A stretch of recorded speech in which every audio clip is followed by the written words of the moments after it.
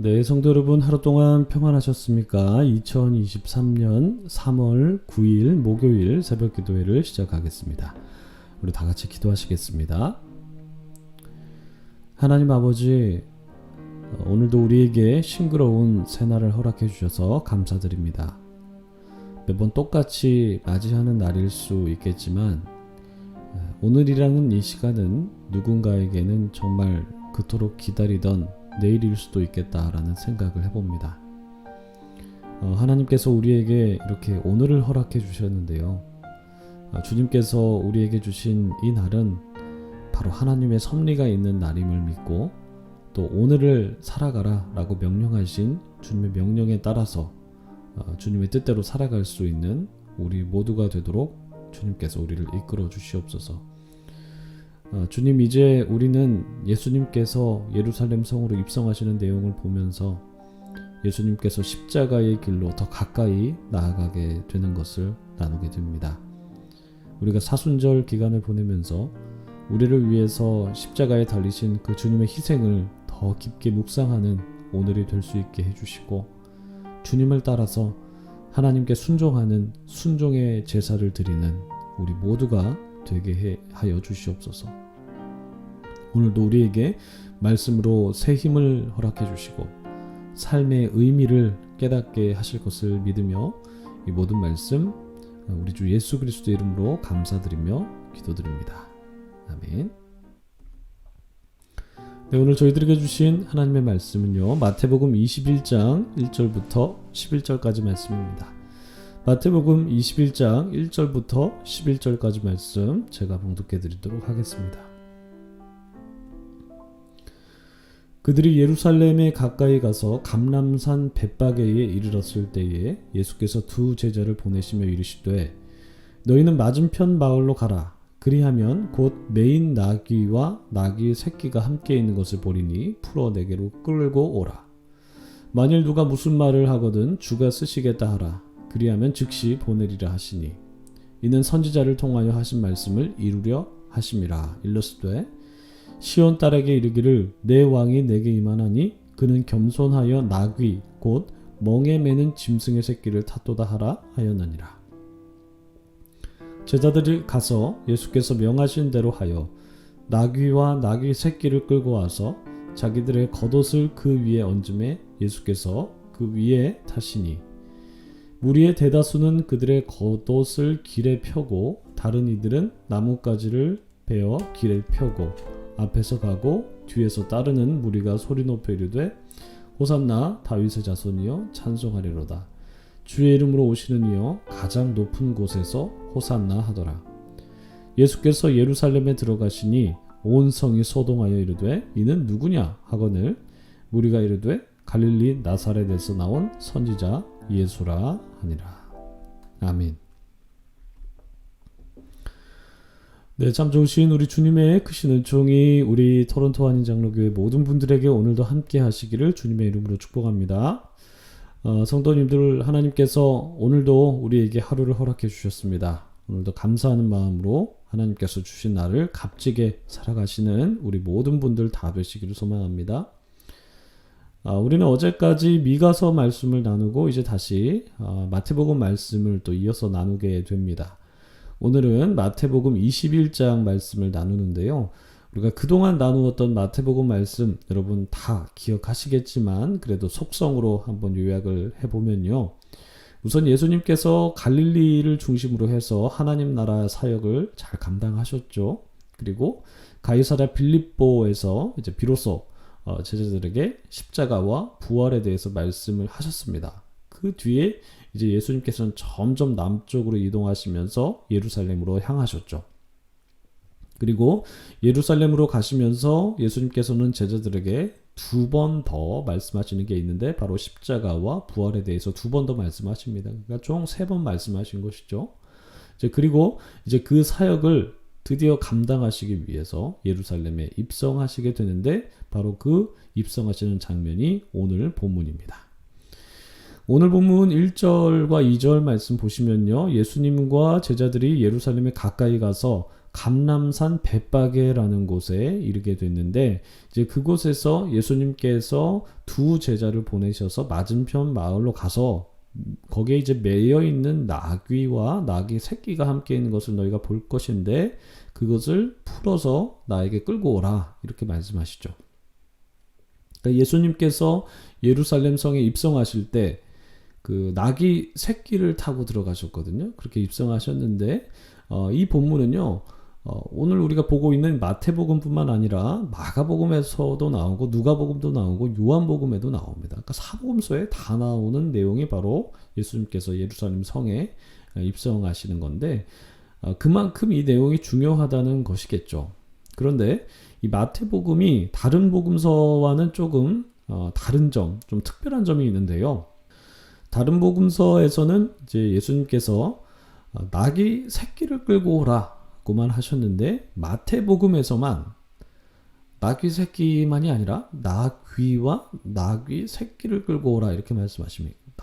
그러니까 다른 복음서에서는 나귀 새끼 한 마리만 끌고 오라라고 말씀하셨는데 마태복음에서만 두 마리를 끌고 오라고 하셨습니다.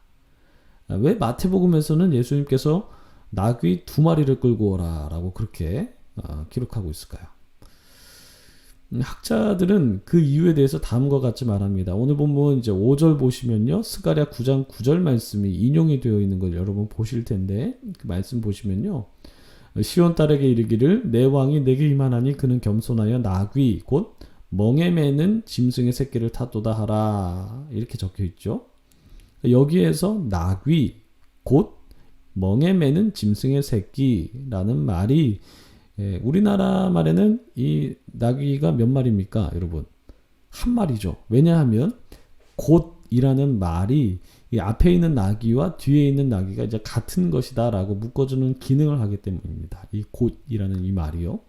그러나 이게 원어에서는 이 나귀가 한 마리인지 두 마리인지 좀 애매하다고 해요. 그래서 정확하지 않아서 이제 논쟁이 있어 왔는데 마태는 이 두 마리라는 해석을 받아들였기 때문에 예수님께서 나귀와 나귀 새끼를 끌고 오라고 하셨다라고 이제 그렇게 적어 놓은 것입니다.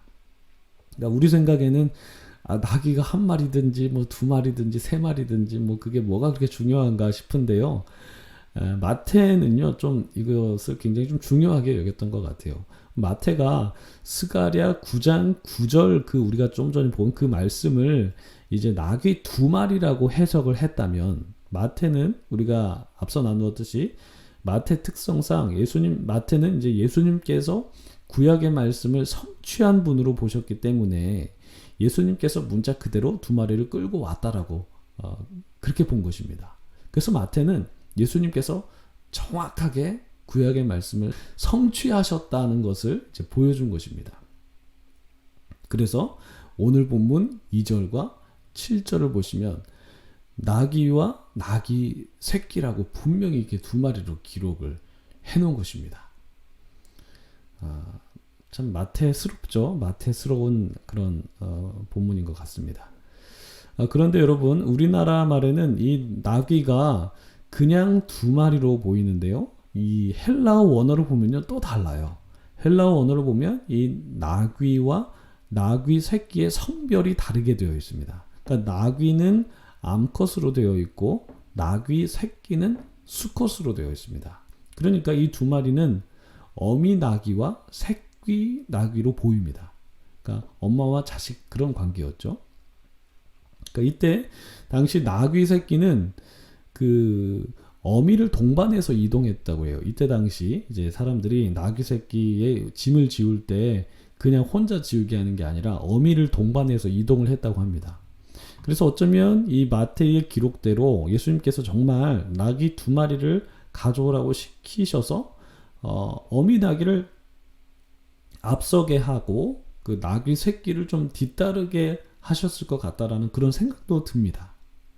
뭐 마태복음과 다른 복음서 간에 나귀가 몇 마리 끌려왔는지 뭐 이런 차이가 있지만 그렇지만 예수님께서 타신 나귀는 분명히 이제 새끼 나귀라는 것에는 동일합니다만 다만 이 마태복음에서는 나귀 새끼가 예수님을 태우고 어미 나귀를 보면서 어미 나귀와 함께 예루살렘 성으로 입성한 것으로 이제 그런 장면으로 묘사가 되어 있습니다. 그러니까 아직 아무도 태워보지 못한 나귀 새끼거든요. 그 나귀 새끼가 굉장히 불안정한 그 나귀 새끼가 예수님을 태웠을 때 얼마나 불안했을까요? 이것은 마치 예루살렘에서 이제 곧 십자가를 지시게 될 예수님의 모습과 좀 비슷하지 않나라는 생각도 듭니다. 예수님께서도 정말 십자가를 앞두고 굉장히 불안해하셨고 극도로 두려워하시는 그런 마음이 있으셨는데 그런 마음과 이 나귀가 불안하게 예수님을 태우고 입성하는 그런 모습이 좀 비슷한 장면이 아닌가라는 생각을 한번 해보았습니다. 그렇지만 이 나귀 새끼가 예수님을 태우고 뭐 불안했더라도 묵묵하게 예루살렘 성에 입성할 수 있었던 이유가 무엇일까요? 네, 바로 그 앞에 어미 나귀가 있었기 때문이었을 것입니다.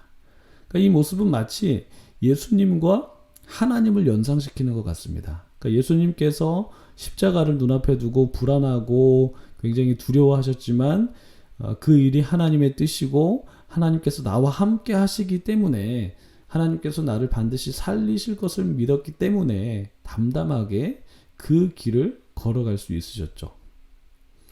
그렇게 예수님께서는 그 나귀 새끼에 타셔서 어미 새끼를 앞장 세우며 예루살렘에 입성을 하시게 됩니다.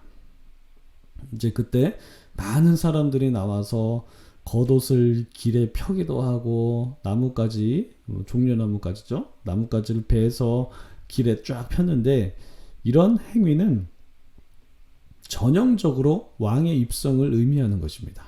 그리고 군중들이 막 이제 소리치죠. 뭐라고 그럽니까? 호산나 다윗의 자손이요 막 이렇게 외쳤는데 이 호산나라는 뜻이 바로 무슨 뜻이냐면 우리를 구원하소서 이런 뜻인데요. 그러니까 예수님께서 우리의 구원자가 되십니다 라고 그렇게 사람들이 막 선언했다라는 것입니다. 이렇게 예수님께서 예루살렘 성에 입성하셨을 때 이제 온 성이 막 소동을 했습니다. 난리가 났는데 이제 그 중에는 예수님이 누구인지 모르는 사람들도 있었습니다. 그래서 물어보죠. 저 사람이 누구냐 물어볼 때 이제 무리가 대답을 합니다. 11절을 보시면 무리가 예수님을 갈릴리 나사렛에서 나온 선지자 예수라고 그렇게 소개를 합니다. 그러니까 무리들이 예수님의 출신에 대해서 알고 있었고 그리고 예수님의 존재에 대해서 말을 했는데 어떻게 말했냐면 예수님은 곧 선지자라는 것이었죠. 이 선지자라는 표현이 그냥 일반적으로 사람을 높이는 표현으로도 그렇게 쓰였다고 하는데요. 그렇지만 우리가 내일 나누게 될 예수님의 성전 청결 사건을 보면 예수님께서 예언자적인 모습을 보이는 것을 알 수 있는데 바로 이러한 예수님의 예언자적인 모습이 바로 선지자라는 표현에 담겨 있습니다. 그런데 그 선지자라는 표현을 무리들이 했다라는 것이죠. 따라서 이제 예수님께서는 이제 예루살렘 성 안에서 이제 예언자처럼 선지자처럼 그렇게 행동을 하실 텐데 따라서 예수님은 예루살렘 성 안에서 이제 정말 전투 모드로 들어가시는 겁니다. 이제 많은 종교자들의 죄를 고발하실 것입니다. 그러니까 예언자들의 특징이 그렇잖아요. 죄를 고발하고 그리고 정의의 길로 행하라고 하고 미가 선지자가 그랬던 것처럼 그렇게 예수님께서도 예루살렘 성 안에서 많은 종교 지도자들의 죄를 고발하실 것이고 또 그에 따라서 또 협박을 받기도 하시고 그리고 계속 또 논쟁하시고 그러다가 이제 결국 죽음에 이르게 되시는데 예수님께서는 바로 그 길, 죽음의 길을 지금 나귀 새끼를 타고 이제 가신다라는 것이죠. 불안하고 두려운 모습으로 가시는 것이죠. 그렇지만 이 나귀 새끼가 어미 나귀와 함께 있는 것처럼 예수님도 하나님과 함께 하시기 때문에 용기 있게 그 길을 가시는 겁니다. 그래서 용기 있게 또 십자가를 지시게 되는 것이죠. 바로 그 희생의 주님을 우리가 오늘도 믿고 있고 또 오늘 본문을 통해서 우리가 발견하는 것입니다. 그리고 우리가 또 사순절을 보내고 있는데 예수님께서는 바로 그 희생의 길로 우리를 인도하고 계시다라는 것이죠. 그래서 우리가 사순절을 보내면서 계속해서 그 십자가의 길을 여러분 계속 묵상하셨으면 좋겠고요. 오늘 말씀 특별히 이제 예수님께서 나귀 새끼를 타시고 이제 예루살렘 성에 들어가시는 그 장면을 여러분 한번 상상해 보시면서 예수님께서 어떤 마음으로 입성하셨을까? 죽음을 앞두고 굉장히 두려운 마음이 있으셨겠다라는 생각이 들지만 그럼에도 하나님과 함께 하시면서 담담하게 십자가를 지셨던 그 예수님을 한번 떠올려 보시면서 각자 사순절을 보내시고 또 기도하시고 또 여러분 각자 갖고 계신 그런 기도 제목 놓고 또 기도하시는 그런 시간 갖도록 하겠습니다. 우리 함께 기도하시겠습니다.